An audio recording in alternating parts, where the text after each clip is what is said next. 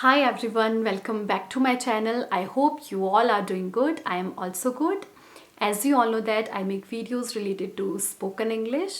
Today I am again going to tell you some kitchen related sentences which are spoken almost daily in the kitchen, and you have to promise me कि आज के बाद आप ये सभी sentences English में बोलना शुरू करोगे, because watching videos is beneficial only अगर आप ये सभी चीज़ें फॉलो करोगे जो मैं आपको सिखा रही हूँ.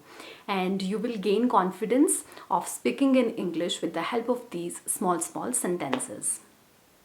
I will keep bringing you such kind of videos. You just have to support me and do subscribe to my channel.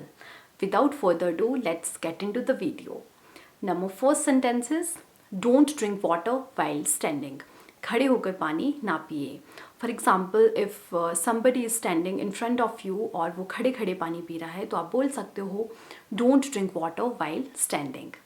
Number two sentences, sit properly while eating.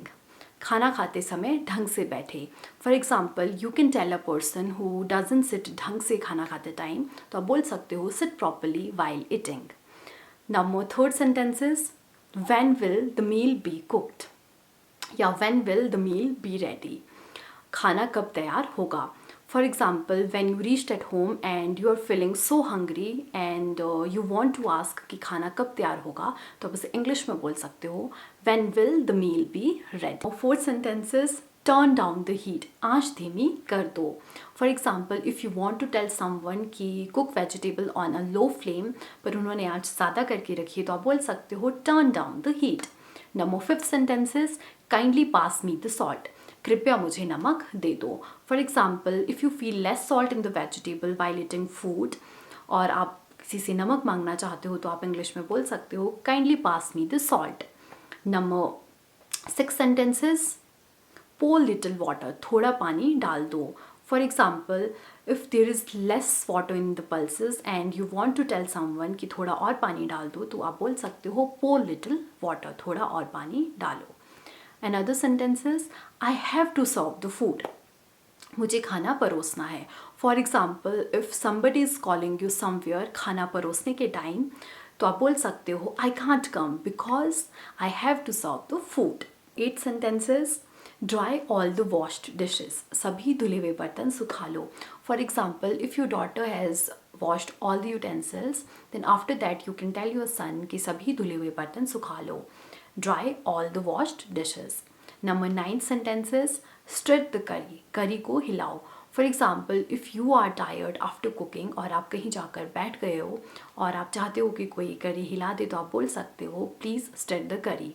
Can somebody stir the curry. क्या कोई करी हिला सकता है तो आप बोल सकते हो stir the curry. And number 10 sentences, warm up the milk.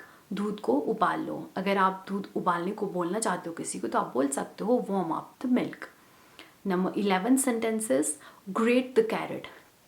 गाजर को कद्दूकश कर दो. For example if you want to cook गाजर का हलवा तो गाजर को कद्दूकश करना तो ज़रूरी है ना, तो आप फिर किसी को बोल सकते हो ग्रेट द कैरेट. गाजर को कद्दूकश कर दो. Next sentences, I grab a pot to boil some rice. मैं चावल बनाने के लिए एक बर्तन लूँगा.